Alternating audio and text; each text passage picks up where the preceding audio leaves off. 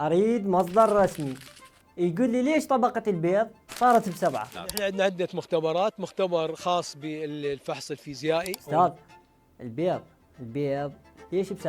ما تعتبر غالي، ربع دينار 250 دينار البيضة، مو مثل كيكة على سبيل المثال، كيك الموجود هذا اللي هي 250 وكب 500 وكب. يعني نقيس بعد ما ينزل البيض. زين المواطن شنو رأيه بالموضوع؟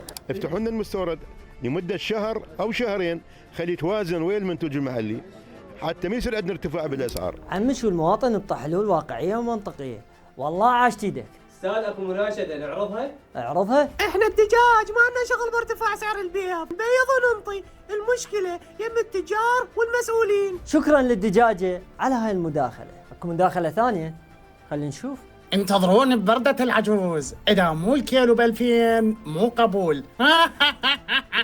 شو لحد الآن ما عرفنا البيض ليش صعب؟ اللي يعرف خليه يكتب لنا بالتعليقات. أنا ياسر وهاي جواب.